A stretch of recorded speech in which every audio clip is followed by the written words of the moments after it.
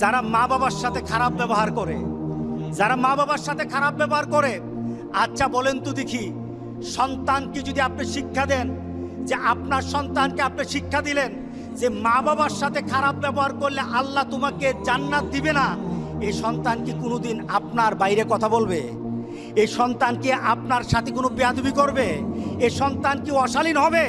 এই সন্তান তখন হয়ে যাবে সেই রাসূল পাক সাল্লাল্লাহু আলাইহি সাল্লামের সেই জান্নাতের খুশখবরি দেওয়া সন্তানের মতো হয়ে যাবে।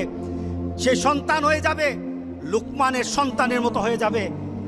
রাসূল পাক সাল্লাল্লাহু আলাইহি সাল্লাম বলেছেন, যে সন্তান মা বাবার সাথে খারাপ আচরণ করে সে জান্নাতে যাবে না। প্রথম ধাপ, আমার পরিবারকে সুন্দর বানায়, আমার পরিবারকে সুন্দর বানায়, আমার পরিবারে শান্তি ঢেলে দেয়। কি বলেন, ঠিক আছে কিনা বলেন? মা বাবার সাথে যখন সন্তান ভালো আচরণ করে, পরিবারটা ভালো থাকে না খারাপ থাকে? শান্তি থাকে না অশান্তি থাকে? শালীন হয় নাকি অশালীন হয়? আলহামদুলিল্লাহ।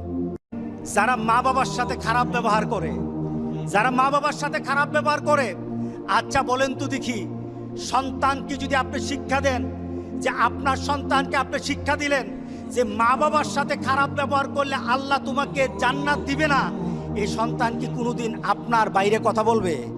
এই সন্তান কি আপনার সাথে কোনো বেয়াদবি করবে? এই সন্তান কি অশালীন হবে?